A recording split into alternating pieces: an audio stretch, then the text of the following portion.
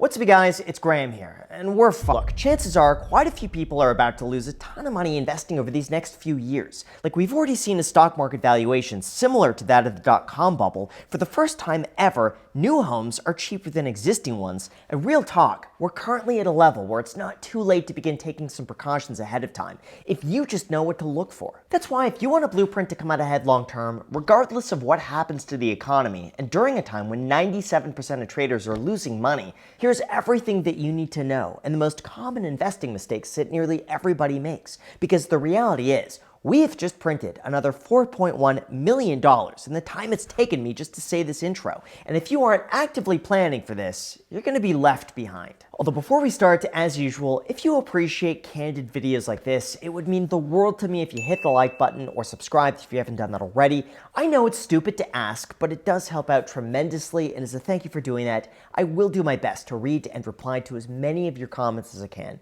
So thanks so much, and also big thank you to Surfshark VPN for sponsoring this video, but more on that later. Alright, so if you want to avoid losing money, the first step is very simple. Don't get overconfident. Here's the thing, in a bull market, everybody looks like a genius. Really, since 2020, you could have created a wall of random stocks, thrown a dart blindfolded, invested in whatever you landed on, and still made money.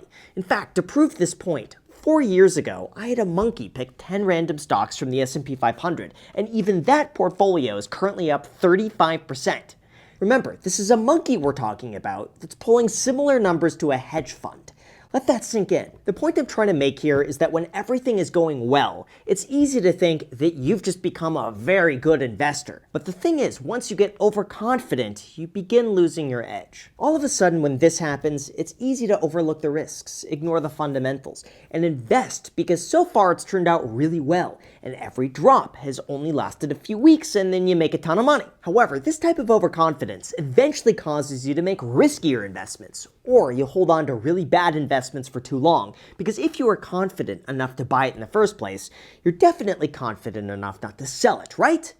Wrong. That starts clouding your judgment and you begin not to make sound, rational decisions. And when that happens, again, you lose money. But that, of course, is not to say that you can't be a genuinely talented investor, and I've met so many people who have been instrumental in helping me with my real estate investments and creating a well-diversified portfolio. But those people are usually smart enough to know that they don't know everything, and to always expect that anything can happen. Anytime I've met a genuinely good investor, they have a cautious optimism about them, where even if they're doing well and making a ton of money, they still acknowledge that there's missing pieces of information and to expect the unexpected. I just think a little humility goes a long way for most investors, and as soon as you acknowledge that you don't know everything, chances are the more money you're going to make. Now, the second mistake that almost all of us are guilty of at some point is getting impatient. I've just seen too many times where someone's bought a really great stock, they hold on to it, and then after a few weeks of it doing nothing, they sell it and try to move on to the next big winner. But what usually ends up happening is that as soon as they sell, that original stock finally begins trending upwards, and they completely miss out because they're constantly chasing from one stock to another. The fact is, impatience ends up leading to impulsive, short-sighted decisions.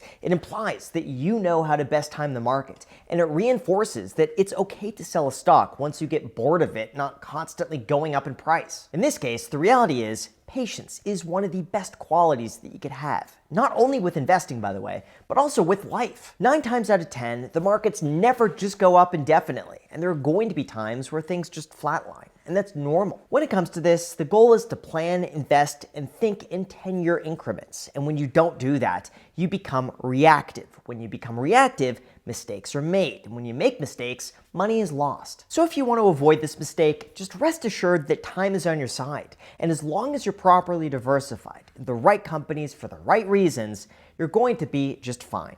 As long as you don't screw it up going all in on meme stocks. Next, third, with margin debt surging 9.5% in June, it's equally as important to make sure you do not borrow too much money. I've said this before, but borrowed money is very much like a fire, where if you use it properly, it'll keep you warm and cook your food. But if you abuse it, it could very well burn everything down and destroy all of your finances pretty quickly. That's why I'm not going to sit here and say, don't borrow money. Borrowing money is bad.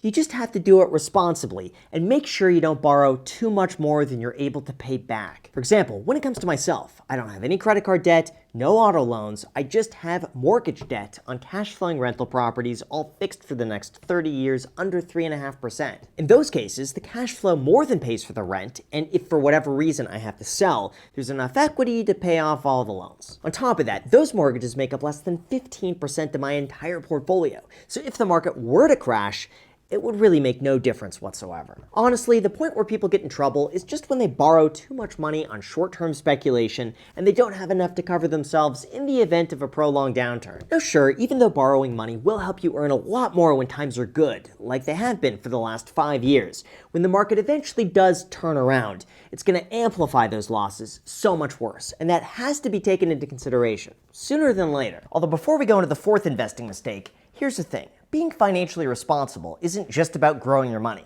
It's also about keeping it safe. Like most of us log into bank accounts, send payments, or log into brokerage apps on the go. And doing that on public Wi-Fi is basically like leaving your wallet on the table. That's why for the last few years, I've been using today's sponsor, Surfshark VPN, to protect my privacy and security. For those unaware, Surfshark VPN works by encrypting your online data so that no one can see what you're doing. They mask your IP address, and they keep your personal information private, even if you're on hotel Wi-Fi, at a coffee shop, or traveling abroad. Essentially, a VPN works by swapping the real location of your device with a new one, giving you the ability to virtually travel to any country around the world. This means if you're out of the country, you could swap your location back home so that everything works normally. Or if you're into watching Netflix, there are plenty of shows that are only available in select countries. This makes it easy to pick a destination and enjoy brand new content in seconds. On top of that, Surfshark's Clean Web feature also blocks ads, trackers, malware, and phishing attempts, allowing you to surf the web safely. Plus, they don't track, store, or monitor what you do online. This means there's no connection or activity logs, and you could rest assured that your activity is private. Personally, I don't check my bank accounts or make financial transactions without it, because just like you wouldn't be investing without doing any research on your own, you shouldn't be browsing the internet without protecting your own data. Plus, they also have a risk-free 30-day money-back guarantee, so you could try it out for free and see what you think. If you haven't done this yet, don't put it off any longer. Just go to surfshark.com/Graham and use the code Graham at checkout to get an extra 4 months for free. The link is also down below in the description. Enjoy. Thank you so much, and now let's get back to the video. Alright, now in terms of the fourth investing mistake, do not invest blindly. Honestly, I see this as a really big problem, and anytime I go on websites like Reddit, YouTube, or Twitter, there's no shortage of people believing anything they see just because someone came up with a really convincing argument as to why a stock is suddenly about to go to the moon. Or maybe they see one person making a lot of money and they think to themselves, well, if this person is doing this, and they're really smart, and they have a lot of money, I should probably be doing it too. Take Palantir, for example. I know a ton of people who bought in January of 2021 when it was $35 a share because so many people were hyping it up, only to sell it a few months later for $7 when the excitement fizzled out, even though had they held and just done nothing, they would have actually made a lot of money. To me, that is a telltale sign that you're not doing any of your own research or looking at any fundamentals, but rather just copying someone else because they seem like they know what they're doing. Real talk, anytime you blindly jump into an investment because someone else gave you a tip, you're making the uneducated decision to basically entrust that person with all of your money, while they have nothing at risk in the event that they're wrong. Look, we'll put it this way. If you feel comfortable giving that person your money and trusting them with it, then by all means, go for it. But if you wouldn't trust that person with the passwords to your bank account, then you probably shouldn't trust them with your money and how you invest it either. Instead, I think you should listen to as many different perspectives as possible, understand why they're making those investments in the first place, decide if those investments are worth it for you, and then if it fits with your investing philosophy, go for it. Otherwise, it's probably best you do absolutely nothing. Next, number 5. I know I'm going to sound like a boomer when I say this, but it helps to diversify. This means your entire portfolio isn't just stocks, it's not just real estate, it's not just cryptocurrency, but instead you spread out your money throughout as many different options as possible. Now, I'll admit, in my very early and young days on YouTube, I was so excited to be 100% invested only in real estate. Like, I worked all day as a real estate agent, I saved all of that money to buy real estate, and if I had any cash left over in my account, it was just to buy more real estate. At that time, my profession and my investments were all within a 20-minute radius, and so far, really up until that point, it worked really well, and I thought, Why would I do anything differently? However, as I began to expand my knowledge, I realized that I could get identical, if not higher returns while playing it way safer by spreading out my money throughout different options. And over the last 6 years, that's what I've done. My portfolio today is now comprised throughout international and US-based index funds, treasuries, cash, real estate, and a little cryptocurrency exposure through a Bitcoin ETF. Sure, I don't get the crazy high returns that someone who goes all in on one thing might get, but I do get the downside protection for when the market eventually does turn around. I just think for any long-term investor, this is probably something you should be doing, sooner than later. After that, number 6 is something I have definitely been guilty of, and that would be holding on to too much cash. Yes, I'll admit, this is pretty much the exact opposite of everything I've already covered here, but funny enough, this could also lead to some of the biggest financial losses in the form of opportunity cost. Look, don't get the wrong idea, it is important to have enough cash on hand to cover a 3 to 6 month emergency fund, pay down margin debt as needed, and have enough left over to cover anything else that might happen.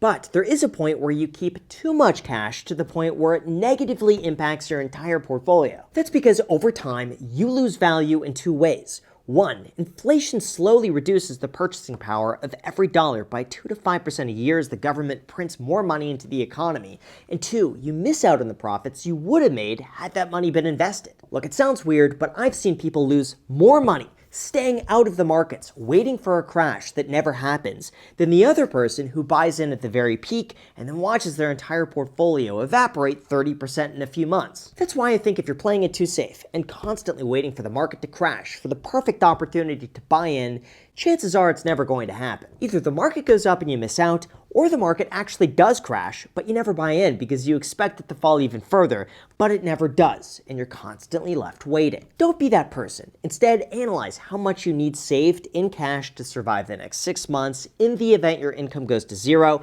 add in a bit of a buffer, and then just invest whatever is left over consistently on a regular basis.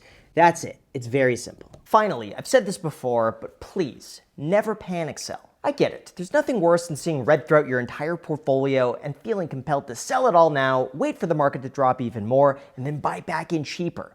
But it never works that way. Instead, once you sell, it opens up Pandora's box, and it becomes that much easier to start to sell this, time this. And as we all know, timing the market never turns out well for practically anybody. My rule of thumb is pretty much this. If nothing has fundamentally changed about your investment, besides the price, don't sell it. If you don't need the money, don't sell it. If you're in a state of fear, don't sell it. If you don't have an immediate, better use of your money that you have more confidence in, don't sell it. Or I guess you could also look at it in reverse. Would you buy your current stock at today's prices if you could?